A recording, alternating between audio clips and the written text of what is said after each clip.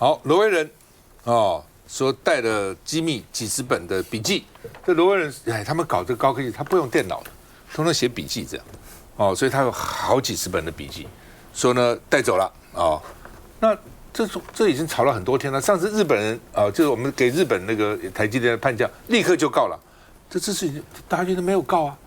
事先传出来说他没有签那个就是所谓竞业条款，所以一般的公司就外商公司就是说，就像以前我给美国公司做签约的时候就要讲，你离职的时候不能够跟你有竞争的公司做，3年之内不能，或是5年之内不能老美很重视这个，因为你等于是跑到你的竞争对手去了嘛。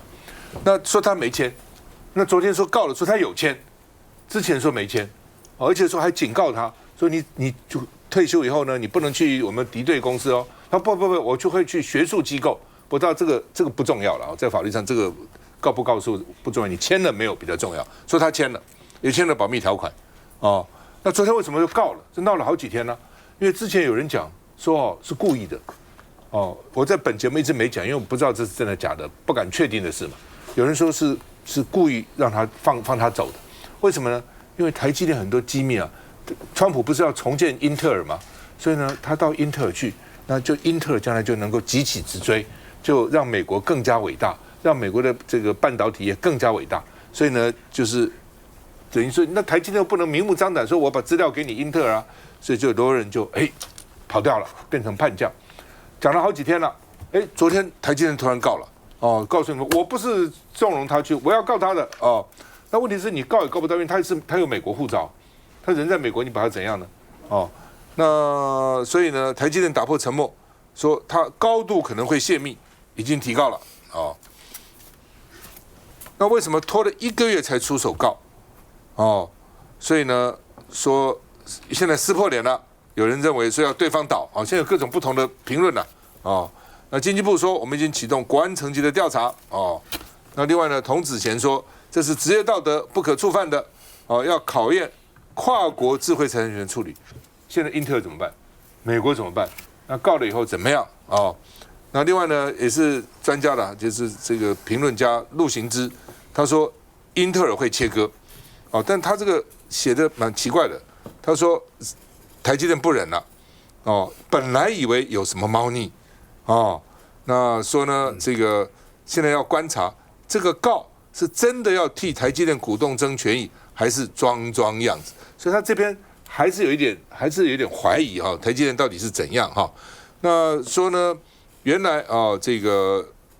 对台积电一辈子贡献，现在居然变成一个叛徒，所以到时候会怎么样？他认为说，英特尔如果真的有 guts， 英特尔就不要你了我不要，因为英特尔之前有讲他们不鼓励他们的招来的人把对方的资料拿过来，他们公司政策是不鼓励这样的。那现在你要对罗维仁怎么办？到底要怎样那台积电呢？为什么告罗维仁？说呢，要它的供应链要保护，不能是只有我保护，你们大家都要保护我们的机制不过呢，说也凸显了台积电的监督机制是有漏洞的，否则怎么会让这样跑走呢？我们看一下，对台积电做出了众志成城、积沙成塔的贡献。他是台积电前研发资深副总经理罗维仁，今年退休后，在10月加入竞争对手英特尔，被台积电提告控诉罗维仁涉嫌窃密。根据台积电的声明称，罗维仁去年3月调职，职责上无需监督管理研发部门，却还是要求研发部开会，跟提供正在研发中及未来规划的先进制程技术资料。在今年7月离职面谈的时候，有提醒竞业义务。当时罗维仁说，离职后会去学术机构，并没有告知逝去英特尔。如果真正有泄密，当然是这个要很小心了不过我所了解的这个台积电，他们对这些机密的管控，他们有他们一套的规章制度，有办法但这个大概要把这东西泄密，大概也不是那么容易。台积电是根据跟罗维仁聘雇合约书、承诺竞业禁止同意书跟营业秘密法向法院提起诉讼。营业秘密部分有刑事跟民事责任，竞业禁止则有民事责任。但外传罗维仁拥有美国籍，目前人也在国外，未来诉讼上会有影响吗？这位高阶经理人不论是双重国籍或者持有美国单一国籍，因为涉犯营业秘密法部分属于境内犯罪，台湾部分是有管辖权的，因此都可以对他进行通缉或者是进行相关的追诉。泄密有收钱吗？台积电日前才爆发3名内鬼工程师涉嫌泄密奈米关键技术，8月被高检署依违反国安法起诉。对于罗维仁，高检署将调查有无涉犯国安法的情形。台积电提告老陈，也在业界投下一颗震撼弹。小董有什么内幕消息吗？大家可以看2奈米，大家都讲着要啊，台积电不得了，日本派的是比较中阶的工程师来兜，昨天又被延押2个月，那这个关就要关到明年了。那大家再看美国找的是副总啊，大家看罗维仁，他在台积电21年，你知道吗？那他当然他的爸爸是抗日名将罗阳边将军，大家都很佩服宪兵司令，那大家看就这个案子已经讨论那么久了，如果罗维仁没有干的话，他应该出来开记者会声明，我不是这种人，或者他请他的律师发一个声明书，通通没有啊，那没有表示什么？以现在的资讯之发达，表示你默认了。他跟我有同样习惯，我也都是用小笔记啊，笔记为什么只有我看得懂，你们看不懂啊？那我觉得有什么需要的话，我自己再看一遍加强所以就很多东西在脑袋里面，他就是这样啊。那这次你看到台积电为什么现在才出来告呢？前面不敢告，因为他是美国人，而且认为这是美国人授意的，一定是这样嘛。那就这个传说绝对不是假的。那你可以想想看，那最后呢？最后因为有很多的压力啊，你们到底在怕什么？你知道罗维仁经过张忠谋颁给他优良的员工奖金、贡献奖，然后他原来是那个副总。去年把他升为资深副总，供董事长来做一些参考，董事长的最主要的顾问。那资深副总今年退了以后，工研院由萧美琴副总统颁给他院士，他其实这已经对国家有这么贡献，有这么让大家都佩服的地位，还有金钱都有了，为什么要干这种事情？我觉得他是有任务的嘛，如果照这样是有任务的嘛，那你这个任务他现在不敢出来讲，我们台积电做这个动作其实是没有用的，因为你怎么让他回来？罗维仁今天如果进入台湾，马上限制出境，你这辈子出不了台湾。我告诉你就是这样，因为我们现在检察官最厉害的就是限制出海出境，带电子脚镣。我告诉你就是这样，现在台湾哪一个人不是这样？那如果是这样的话，他更不会回来啊。那美国也不可能把他送回来，这是很清楚，所以这就是一个动作嘛，这个动作就是我们已经对他提告了。你看台积电讲的多好听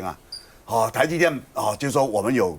那时候有竞业条款，前面有人说他没有签，台积电也没有出来否认，那已经流传很久了，为什么不出来否认？本来想说事情你们不要讨论就算了啦，心里一定这样讲嘛，那你其实是一个企业，如果有人说竞业条款你不签，我绝对不会用你啦。表示你就要来窃取我的资料。我们过去看武侠小说，什么《笑傲江湖》，泰山派派一个徒弟去华山派偷学一件叫劳德肉，大家记得吗？令狐通的师弟啊，他这来偷学武功的，这个大家就防着他。那他在师傅面前常被挨打，因为这个师傅也知道你这个家伙，你是你带着泰山派的任务来的。但是在台湾，我们碰到美国，我们完全没办法。那现在怎么办？现在大家就做出一些动作。我告诉你啊，怀璧其罪其实对台湾来讲，我们最好的资产是台积电。你知道我们现在股市飙那么高台积电的产值占我们股市里面43%，一家公司，我们股市的产值，台积电占43%，你可想它的重要性。我们现在是随着它在波动，你知道吗？那今天有这样好的东西，台湾还有什么？还有一些钱。川普眼中台湾人非常有钱，这些钱来买武器，就天价一直买，武器不给你。各位朋友，刚刚龙介江讲到海鲲号11月底要交件了，11月底剩4天了，大家就等嘛，可能吗？赖清德说这海鲲舰非常好，我们还要再盖7艘，1艘都这样了，大家看了。美国我们跟他买66架的 F-16V 战机，前年就要给了。到今年年底应该给24架，没有，明年要给66架，要钱给，可能吗？各位，我们台湾就是有资产被人家拿走了，有钱，美国说你要来买武器，然后钱给了，武器没有来，你今天碰到了，我告诉你，我们真正的告诉你，美国正在掏空台湾，然后我们政府只好什么主权呐，什么尊严呐，通通没有。然后每天都讲得很好听，对中国大陆要有怎么样，不要矮化，不要怎么样。你碰到美国人，你比乌克兰还卑微。讲的真的就是这样。休息一下回来。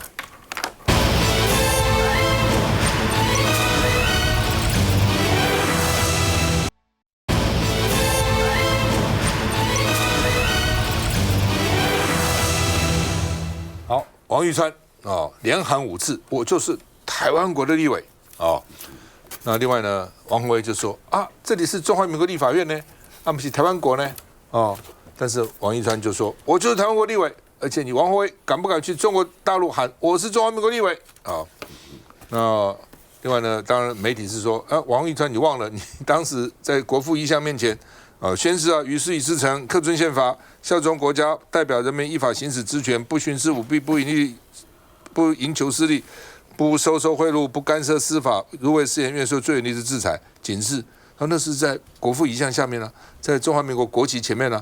宣誓的都忘了，你不是在台湾国前面宣誓的梁文杰说，说他是他个人语言个人风格，没意见随便他了。根据宪法，他是中华民国立法委员但他怎么讲随便他了那另外呢，这个别人就说这样的话，那你不是薪水小偷吗？你台湾国立委怎么拿中华民国立委的薪水呢？那另外呢，这个国民党要推国籍法，说呢，这个大陆的配偶不用放弃中国国籍，中华人民共和国籍了。民进党党团说，干脆去公投算了，看看民意怎么说。你们不都要公投绑大选吗？公投那另外呢，刘世芳说，你们如果把这个法修了，才是标签化这个大陆配偶那梁文杰说，你们现在天天扯两岸关系条，两岸关系只有规定他有参选权，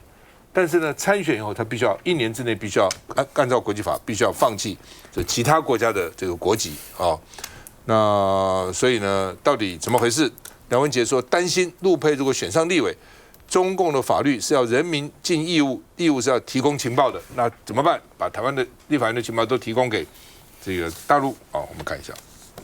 我就是台湾国立委，我就是台湾国立委，民党立委王一川语毕，头也不回，迅速走下台阶。但在这之前，短短40秒内，这句话他已经讲了5遍。我是台湾国立委，有问题吗？我就是台湾国立委，我是台湾国立委，有问题吗？我是台湾国立委，有什么问题？这不是重播，而是王一川不断在走廊护送。但他为何要这么做？因为2天前，王一川前往日本旅游，在神社内的祈愿木牌绘马时，写下自己来自台湾国，而非中华民国。王一川宣誓的时候非常庄严，面对着国父遗像以及中华民国的国旗，然后心里想的难道是台湾国吗？那我们是不是要请赖清德总统慎重的出来把事情说清楚、讲明白，他到底是台湾国的总统还是中华民国的总统？那刘许婷，你去中国讲你是中华民国立委，讲一遍看看。王宏威，你去中国喊我是中华民国立委。但自称台湾国立委是否违反担任中华民国立委资格？根据公职人员选办法，立委候选人需具有中华民国国籍。至于国际法也明定，中华民国国民一旦拥有他国国籍，便不得担任公职。副主席怎么看昨天王一川一度的说自己是台湾国的立委？这是委员个人讲话的风格吧，有人喜欢，有人不喜欢，我们没有什么意见。他这个说法有合乎宪法吗？中华民国就是在台湾，中华民国现在的领土也只有台湾。那很多人，世界上很多国家的人都认为台湾就是一个主权独立的国家。王一川，今天你跑错地方喽！中山南路1号是中华民国立法院，而不是台湾国立法院。阿林涛。今天早上我们在一个直播的时候，就把那个我们的包括护照啊什么的，就是你签名的全部都列出来，包括这个立法委员在宣誓就职，全部都是恪守中华民国宪法。但你王一川、你拱川啊，人家做拱哎，你就是宣誓完，然后担任立委，然后你现在说你是台湾国，那你请问你平常在领中华民国的薪水是领哪一款的？那其实大家也不意外，为什么？因为现在台北市民进党的初选提名沈伯洋跟吴怡农赞成这样子，那桃园王一川他觉得赖清德要何志伟他没戏，所以其实大家有一个很重要的标准是，在民进党的党内初选得台独基本教义派的声量跟金援得天下，所以他现在在争最后一把是当他提出他是台湾国的桃园市，他下一把就会说，那桃园的这个市长的初选要排蓝民调。一定的，这绝对是一组的，因为你自己去看到嘛，就是我们这几天都听到桃园的民进党这在地人就说，哎，王义川写在冲啥，有点上志的感觉耶，也没有再跑，然后灰心丧志跑到日本去吃寿司，然后去神社那边参拜。然后在他的青山总部就办一个绘图比赛，通通都没有在动。哎，果真跑去日本就写了一个台湾国，然后操作回来台湾。所以这个人是厉害的，他在民进党的初选为了要过关，其实出使下招。可是你也可以看到，就连新潮流的梁文杰都表示不以为然呐、哎呀，这是委员个人的风格啊，怎么会这样提？因为所有的人都是领中华民国的薪水，是当中华民国的官员，所以我觉得，如果今天王义川要用这种台湾国的调性来讲，我是乐观其成，因为他应该可以通过民进党的初选。可是大选呢，这是必败的，因为桃园是一个中华民国派的最大的基地，我们的市民不可能接受一个官员来选举的时候，他去搞台独，他在讲台湾国，而他不是奉行中华民国派的思维。所以我觉得呢，这个对王义川来讲，这是短多长空，可他对他也没影响。结果，其实王义川讲这一番话哦，刚刚我看到梁文杰说啊，这是委员个人的言论，不予置评，不对哦。他过去他很长一段时间是民进党的政策会执行长，他现在还是民进党的不分区立委哦，不分区立委。某种程度，它就代表党意哦，所以我觉得民进党要好好的来说明，不能让王义川又这样混过去。过去那个偷一些不相干的这个所谓的那个情资料，然后说是膝盖指导叫王羲之嘛，那现在我不知道又是技工或实工突然附身，然后突然讲说我是台湾国立委，其实我觉得很双标啦，就是说我在这个立法院讲台湾国立委可以，我大胆假设一下，假设今天有一个情境，有一个不管是哪一个党籍立委，说在立法院讲说我是中国立委，我是中国立委，你看民进党会不会开记者会赵珊珊骂要他下台辞职？就像龙盖先刚才讲的一样啊，这个不要是双重标准。现在是中华民国的立委，就是中华民国的立委，这种事情不能儿戏的。但是我另外要讲的，梁文杰其实现在好像讲的云淡风轻一样，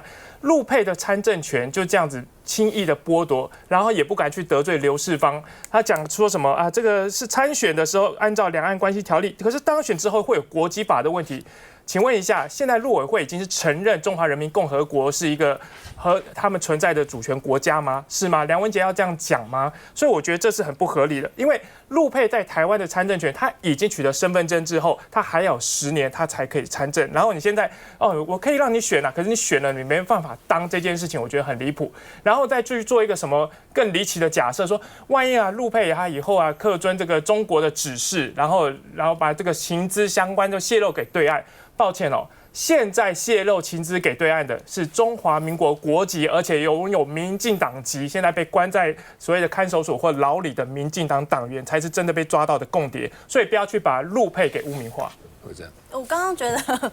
林总讲的很像是很会写剧本啦，你讲的民进党都跟我看到的、听到的不一样，还蛮有趣。等一下再来分享，下一个 part 可以分享。好，但我要讲的重点其实我们看到王义川的发言，他的重点还是在于说他不会背叛台湾，不会背叛中华民国，所以重点就是这个。那所以反过来说，其他的委员们他能够忠诚于中华民国吗？那就是为什么这次在说所谓的修国籍法，其实对台湾来说是很危险的。因为有个作家他就拿一个很夸大的比喻啊，说如果今天习近平娶了郑丽文，他如果成为陆配，他就可以来参选台湾的总统，这是很严重的事情啊。所以我们还是要讲说，你对于台湾如果忠诚，对中华民国忠诚，你选上之后你抛弃你其他的国籍，其实非常正常。而且大家讲公平嘛，这国籍法是对于全部的外国都是公平的，不是只有中配需要去抛弃，包含所有这个外配也都必须要抛弃，这是很自然的嘛。你对台湾忠诚，你为什么不能放弃其他国籍？理由是什么？所以我觉得大家公平，那中国的配偶来台湾也应该要公平啊。那请问台湾国是对中华民国忠诚吗？台湾国就是要消灭中华民国嘛。你也知道他就是一个很喜欢去讲这种话的人嘛。所以你也觉得他胡说八道吗？我不是说胡说八道，他有一个很大的这个曝光度，我觉得这是他自己的个人。所以你觉得他伟山你认同吗？吗？你认同？那你是台湾国的议员吗？我是中华民国的议员，所以你也觉得董川讲那个台湾国的立委你没办法接受嘛？但我也是台湾人，我是台湾人，也是中华民国人。台湾人不是台湾国啊？好吧，基本上我是觉得说，问题是北京或是就大陆不开证明给他，麻烦的不是他不想退，我们不承认他是一个国家，他也不承认你嘛，所以问题是都不承认。他会问啦，就是说你现在要放弃中华人民共和国，你要到哪一国？那他一定说我到中华民国，他就不承认中华民国，就不给他。所以我觉得这个要有一个补，就是说如果提出了申请，假如我就是不提出申请，这不对嘛？我也提出申请，而且证明给你讲我申请了，他不给，那你就不能怪我啊。是依照宪法，他放弃中华人民共和国来这里，我们是不承认的。所以你就是我们的中华民国的大陆地区，我们是自由地区的身份证嘛。对了，就是我们不承认他是中华人民共和国的国民了。但问题现在那是吵架是可以这样讲的啊，你是大陆地区，我就按照我们台湾地区，所以呢我不承认你不承认主权嘛。那现在实际发生的问题怎么解决？我就总要大家坐下来好好解决，想一个方法嘛。因为国籍法不适用大陆人，我知道，但是才会有两岸人民关系条例。刘世芳就认为它适用嘛，所以到底要怎么办？那国民党是想改说国籍法不适用嘛，想把它排除掉。梁文杰现在是两手一摊，说陆配的参政权已死，就这样，这很不负责任啊。所以基本上这个问题还是要解决的啦。你说这个问题不解决也没有什么道理，但怎么解决，可能大家这样认真修宪罢法。修宪罢法你们他们要修宪罢法嘛？你们要修国籍法嘛？对，可以基本上修宪罢法，就是说在大陆地区出生的人在台湾那选举可以到什么程度？可以这样弄，就不需要动国籍法了。休息一下再回来。我已经不承认。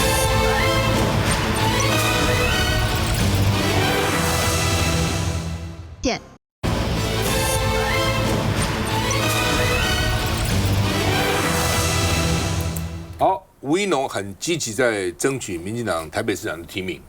所以他今天公布了他的民调所以你看他列了王世坚、吴怡农、沈伯洋、郑丽君、林右昌列了5个人，结果呢，他说这是民进党党内的民调党内民进党说支持民进党的22.7%支持王世坚，但是有20.3%支持吴怡农那反而是呢，支持国民党的、支持王世坚的很多，就倾向国民党有40.1%是支持王世坚，只有4.5%支持吴怡农。但是吴怡农认为这个不要看，我们就看党员嘛，支持民进党的到底要支持谁？国民党支持王世坚没用，他说真的选举他会投蒋万呐，我要看到底民进党人支持。他说我只差他一点点只差他多少？这个2.4%所以跟他在误差范围之内所以呢，他说我是最有底气突破绿营基本盘的。王世坚要选，当然很好，但他不选了，那就换我了，其他都比我低吴怡农，因为他讲说，你们都说很会操盘，那大罢免怎么操的32-0啊？这什么会操盘呢？那就有人骂他了，说你怎么大罢免都没有看你出来这个去助讲去宣扬啊？吴怡农说你现在就恼羞成怒或是你要检讨自己。大罢免不成要检讨，当时为什么罢免这些人呢？那大成功喊得喧天尬响，结果一个都没成功，要不要检讨呢？说要恼羞成怒或检讨，考验你个人的修养那另外呢，这个王世坚因为是第一嘛，他不能只参考这个民调了我推荐郑丽君王世坚现在不想干，可以这样推荐别人，我推荐郑丽君然后呢，这个沈伯洋一直追问吴怡农嘛，就吴怡农一直追问说这个大罢免有操盘手，沈伯洋就说有吗？有操盘手吗？到底谁操盘呢？那吴宗宪委员就说呢，我很急，我也在线上等，你们到底谁是操盘手？怎么操盘成这个样子？不可能没有人操盘嘛！这么大规模的这个活动那联合报的这个评论说，吴怡农拆穿国王的新衣，得罪了方丈还想选吗？你把人都得罪了还想选什么那吴怡农说只输王世坚，那里长说他没有在基层走动了，他说偶尔会发 mail 了，但是王世坚这个吴怡农不承认，他我走动的很勤也办了很多活动，参加了很多活动那另外呢，这个好吧，我们先看吴怡农，我们的支持度已经赶上目前民调最高的王世坚委员，我们2个人的落差只有2.4个百分点。包含自己在内，还有王世坚、郑丽君、林右昌和沈伯洋、吴怡农公布台北市长5位潜在人选互比试民调，结果显示选民第一支持人选最高是王世坚，强调自己是非蓝白支持者的第2人选，被吴怡农拿来做互比民调的王世坚不愿多说什么。不会征召我来。才在节目上被主持人要求对赌，如果民进党征召他选台北市长，他将送100份鸡排。我是不会加码请200份鸡排的。是像郑丽君、像那个徐国勇、庄瑞雄、高嘉瑜，他们都比我更适合。很希望王世坚委员有一天会支持我。而也被视作可能人选沈伯洋拿大罢免数据来分析。我觉得呢，只要是我们推出最强的人选，大概有10%到15%的蓝白的选民当时投下了同意罢免。说到大罢免，吴怡农日前才大算操盘手的预测常常和民意脱节，不但引爆绿营党内不满，也被蓝营大呛真心话说得太晚。面对罢免王宏威，还不是一样跟罢团站在一起？不应该陷入文字游戏，我们也不要钻牛角尖。我之前发言的脉络，从来都不是在检讨公民团体的努力，我在检讨跟评论的，而且很明确的在批评的是名嘴以及所谓专家们对于罢免结果的预测。恼羞成怒，还是我们愿意心平气和的来讨论？要做哪一个选择，我猜应该就是考验我们每一个人的修养。时空背景不同，吴怡农的解读也不同。好，台北市长其实是重中之重哈，不过现在民进党到底谁来？才会怎么看台北市议员？吴怡农他曾经有自己说过，他很勤着跑选区，可是呢，他的选区其实跟我是重叠的，中山区是一样的。他选输之后，我真的从来没有在中山区看过吴怡农这号人物。办活动也没有，你说跑一些里邻活动啊，这一些大活动、小活动完全都没有，所以我也不知道他跑选区，他很努力的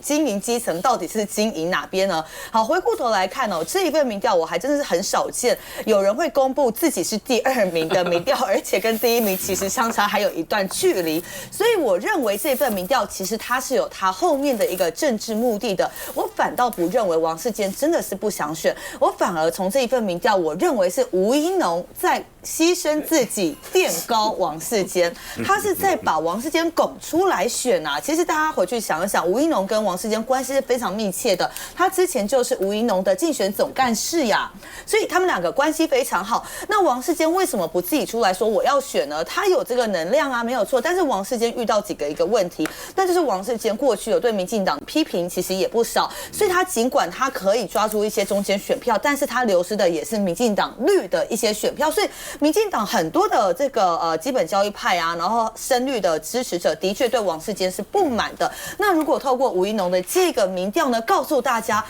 这个王世坚他还是高的哦，民调还是最高的哦，然后又把其他几个人拉出来当垫背，包含郑丽君啊几个等等的，垫高了王世坚，然后打低了其他，包含那个林右昌，还有郑丽君啊等等的这一些人。所以我觉得吴怡农他现在在做的事情呢，反而不是告诉大家我是第2人选，反而是告诉大家真正最好的选择是王世坚。那另外一个是吴怡农他在批评这个大罢免，在检讨大罢免他也反映出一件事情，民进党现在是完全没有办法去接受其他相对中立还有检讨的一个声音，还活在整个大罢免大失败的阴影当中，不能检讨，不能有人说真话。所以很简单哦，民进党在告诉大家一件事情，中间选民的选票我不要，我不屑。来，荣介怎么看？民进党的提名呢，除了3个半初选的以外，半初选的都会有疑虑的，不要说没有半初选的，基本上就是赖清德意志的贯彻。2024年，坦白讲，赖清德只拿到48%，这不应该是他的得票，就有人背叛了，民进党有人背叛，所以赖清德是一朝被蛇咬，10年怕草绳，他不可能让这个事情再度发生，所以不可能重蹈覆辙。因此呢，他在整个提名呢，你看他所布局的就是他绝对信赖的人。当你是小英男孩，不管你形象如何，当阿川去到高雄站台就已经 out， 不可能了。他不可能用，为什么？各位要了解，2026投完票以后啊，3个月就是民进党要定总统候选人的，不管有没有初选哦，3月份就要定了。所以当年2019年赖清德是3月18出来挑战蔡英文，那投完2026投完票要13个月就投总统、副总统的选票，所以当这个县市长的候选人选完，不管是赢或是败，不管他胜败，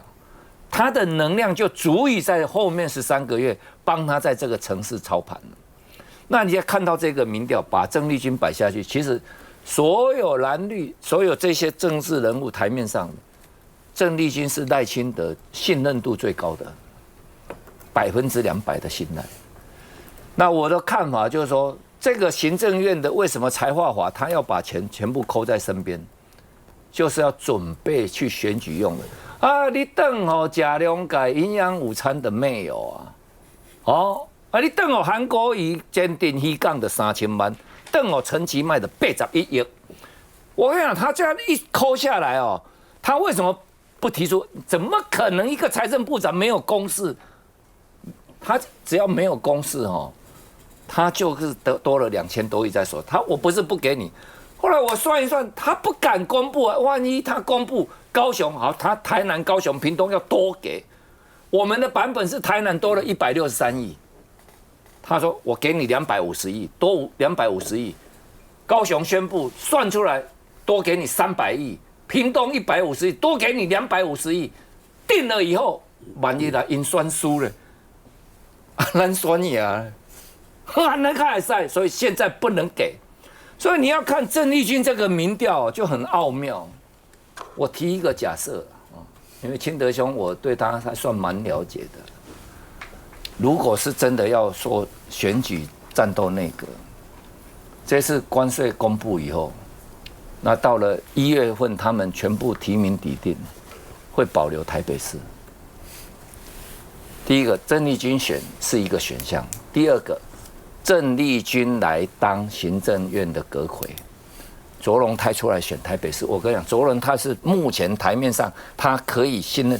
任度没那么高，但是他听命指挥，依令办事，而且他可以 hold 住整个行政院这些阁员，在后面这1年的选举里面成为战斗内阁，又可以帮赖清德操盘台北市，连带各县市的指挥。听话吗？钟泰做过台北市议员，对不对？台北市议员也当过台北市的立委，他是谢长廷时候台北市议员的。我记得还做过市议员，好不好？高雄、台南现在打垃圾大战了，他们要去骂这个卢秀燕，说因为卢秀燕的大理垃圾场，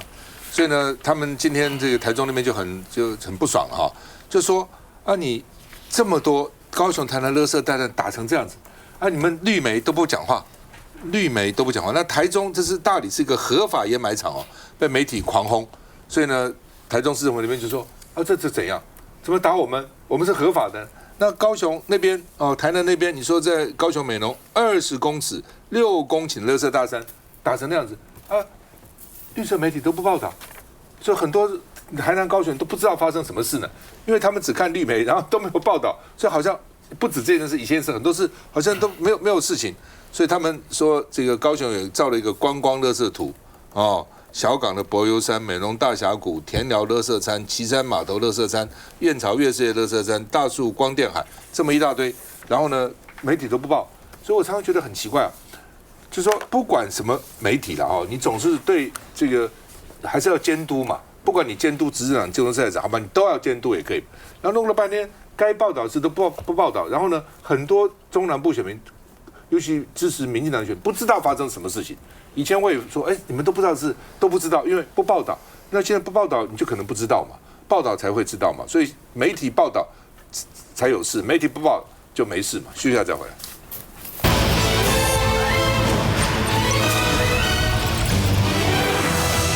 见。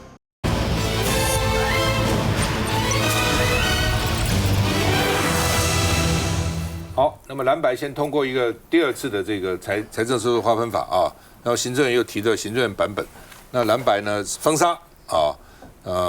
民进党说来公投啊，现在民进党有2个案子可以公投了啊，一个是国籍法，一个是这个财税法。那赖清德说，你们蓝白你们很坏，你们明明知道行政院版要送出，你们还在立法院强行表决所以呢会让政府负债5000亿那蓝白这边是讲说，我们在立法院讨论叫你们提版本，你们不提啊。那等到我们蓝白通过你才提版本所以到底是蓝白知道你要提版本，我赶快表决，还是说呢叫你提你不提，你等到蓝白通过再提出来那现在被暂缓立案就是不让他去交付了交付审查。周文泰说立法院有双标，说哪一次复委预算以前有提数字，都没有数字啊，财政收发都没有算出来，你怎么叫我们提数字呢？那赖士葆说庄翠云这财政部长说算不出金额因为他们要等试算表，你告诉我你们这按照你们的标准，到底统筹分配多少然后呢一般补助款分配多少然后计划型补助款到底会大概是怎么分配的情况都拿不出来财政部长说算不出来。所以呢，联合报就说庄翠云的试算表放不下周文泰吹大的牛皮周文泰吹我们将来对地方更好比蓝白的版本更好等等那另外呢，周文泰说27号是复议的最后期限，所以呢，希望立法院能够赶快自己有所作为，停下来你们的版本把失速列车停下来，否则的话这个列车像失速一样那卢秀燕说赶快公布对不对？就说你如果比国民党版对地方更好，我们就支持你我们现在地方这个要钱如大旱之望云逆巧妇难为无米之炊你公布嘛，到底给我台中是多少钱？一算说这个台中是500亿，蓝白只有300亿，我就支持你的版本。但是我现在看不到版本怎么支持呢？那另外呢，南高屏立委这么多这民进党立委很多，一字排开3问谢龙介、柯志恩、苏清泉你们为什么要封杀行政院版的财划法？对台南高雄会比较好为什么要封杀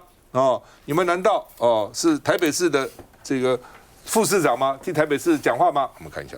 行政院的财划法版本已经送到立法院，应该交付委员会讨论，然后呢，能够讨论出一本新的财划法。为了推销政院版财划法，民党南部立委大集结，像是为争取台南市长闹得不悦的林俊宪、陈亭妃难得同框，要选高雄赖瑞隆则坐在2人中间，而屏东的庄爱斌也来了，就是要逼南高屏3位蓝营立委表态。我们就用人民的力量，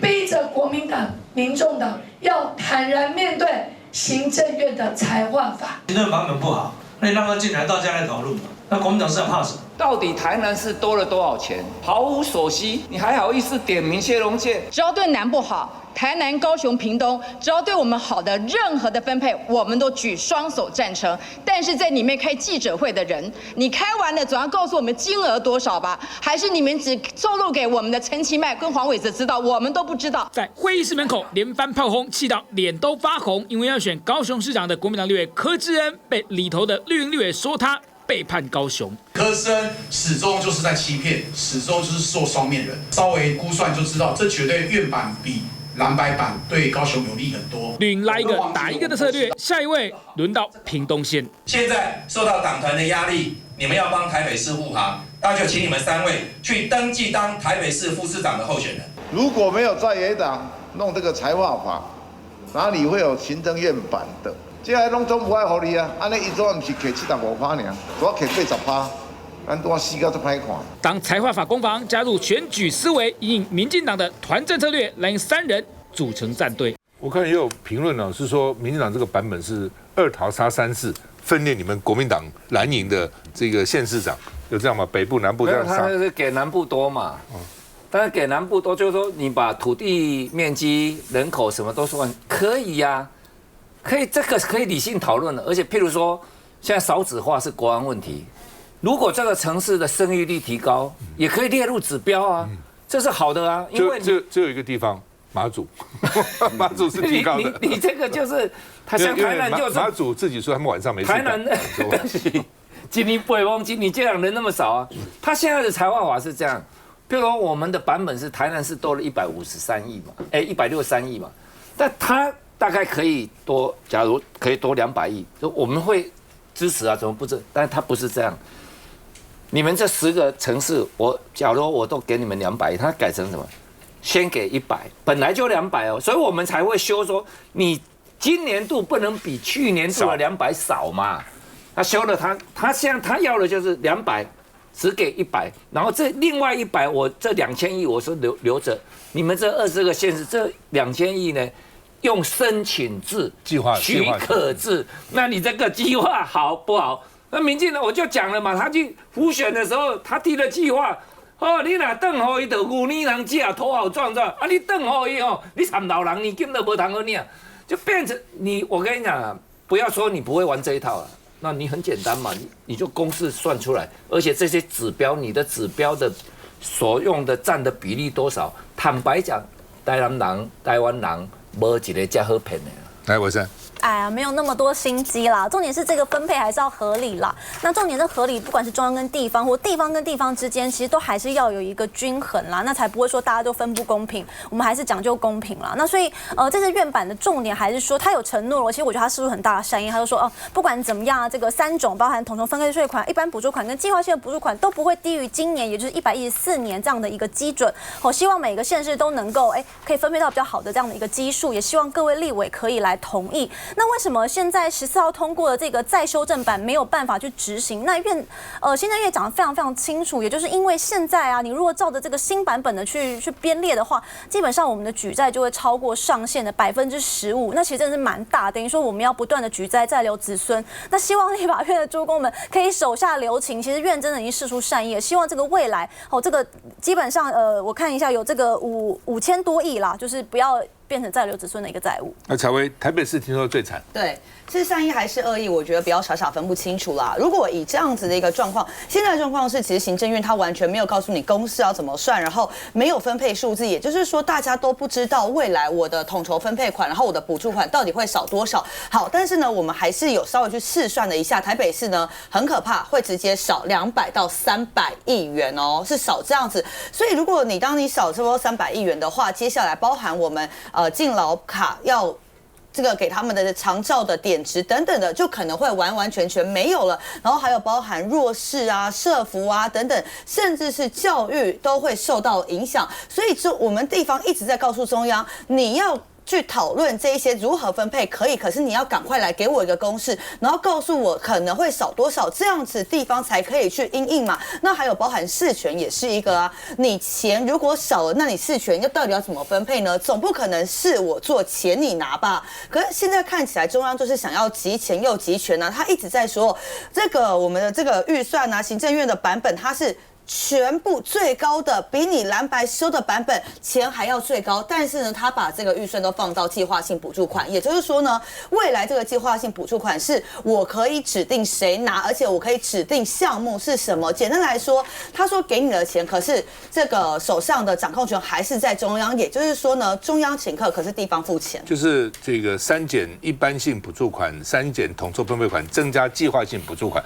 计划性补助款是他能够控制的。来，徐博。对啊，这个真的有一句话就是说火车开走不等人了嘛，已经要说 too late 说拜拜了。1年多前要他们提出行政院版的时候，就说这个是最好的版本，我都不用改。1年多之后3读通过才开始拿出院版出来。刚才也讲到了，你删除了这个一般性的补助款，删除了其他，然后又把钱全部回到中央，你要写计划给我啊，我才要分钱给你啊，集权又集权，这个其实是蛮阿爸的。林涛，现在桃园市议会正在审查桃园市下一个年度的预算，税出高达1780亿，可是中间大家在过去的新闻可能觉得说桃园会增加295亿，可就像刚才大家来宾讲，他把政策及计划补助，他改为地方自治自办项目，